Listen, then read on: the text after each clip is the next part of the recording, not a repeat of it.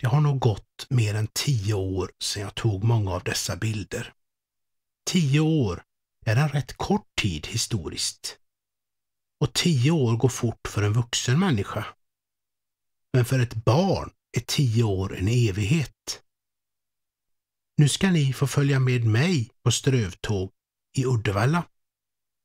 Låt oss denna gång börja i södra delen av Uddevalla. På en del av Stora Hälleviksgatan får man känslan av att tiden nästan har stannat. På denna del av gatan kan man nästan höra hästhovar mot stenläggningen och se en och annan lykttändare tända gatans så passande gatlyktor, som så lämpligt har en tvärslå upp till, mot vilken lykttändaren kan luta sin stege vid tändning och släckning. Här ser vi 2 hus som är drygt 200 år gamla. I det gula trähuset bodde handelsmannen Palmborg och i tegelhuset bodde sjökaptenen Nordström. Med tiden kom det dock att bli andra verksamheter här. Det har tillverkats allt från sadlar till kläder. Det har varit åkeri och glasmästeri här. Det har faktiskt också varit arbetsstuga. Det var en skola där fattiga barn fick lära sig handarbete mot mat. Så gick det till på fritids på den tiden. Här intill ligger Sjömanshuset, som med stor sannolikhet är uppfört omkring 1808 i holländskt tegel efter den stora stadsbranden.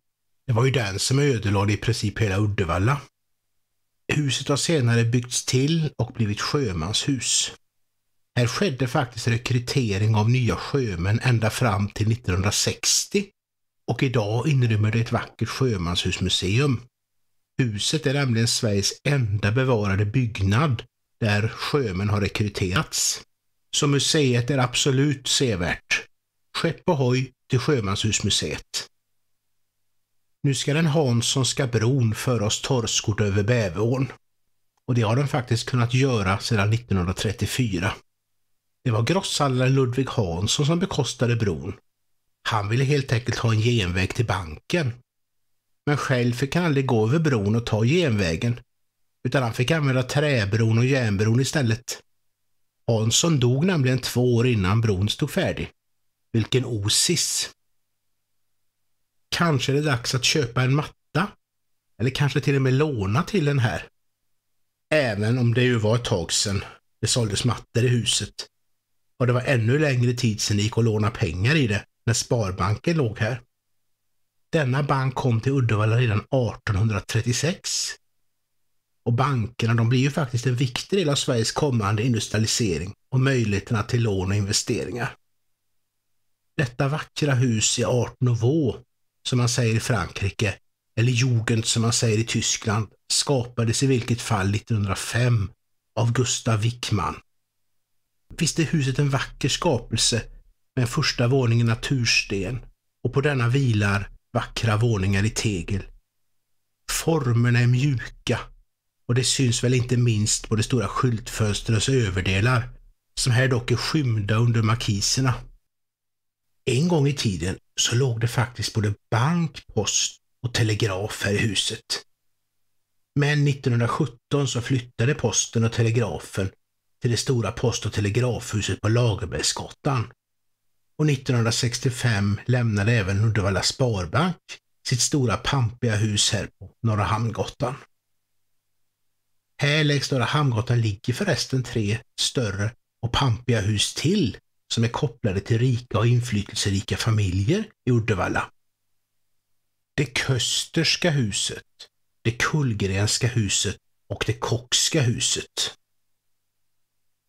Det Kösterska huset, det är från 1891 och detta hus är intressant för det har symmetriskt placerade fönster och ornament i stil 1880-tal, men det har en tegelfasad som är synlig och inte överrappad och det är typiskt för 1890-talets arkitektur istället.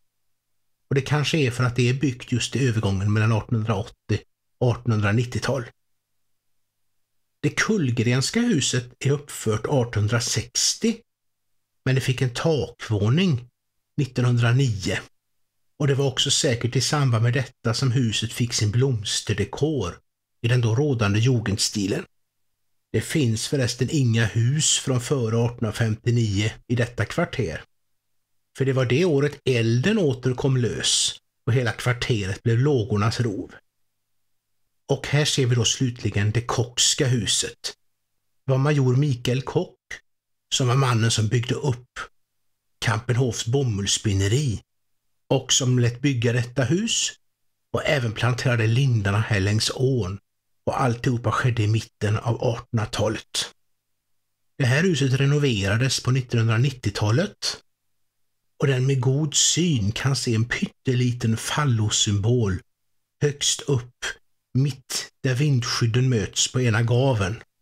Denna symbol lär vara tillägnad en mindre trevlig arbetsledare under renoveringsarbetet. Vi slutar denna vandring vid Hallmans bokhandel. Detta är verkligen en anrik bokhandel som under senare år faktiskt har återuppstått under sitt gamla anrika namn. Den grundades redan 1838 av Johan Fredrik Hallman. Och den har faktiskt legat i detta hus ända sedan 1860. Huset förresten lär en gång i tiden ha sett ut ungefär som det Kockska huset. Men så fick det genomgå en hårdhänt renovering 1908 och det tvingades på denna jugendstil.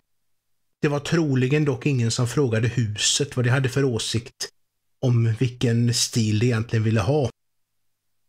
Över dörren här står det prydligt Hallmans i detta fönster i jugendstil. Ett namn som lär leva många år till. Detta fönster är ett fönster in i dåtiden. Ett fönster in i historien om Uddevalla. Som vi kommer att återkomma till vid nya strövtåg i staden.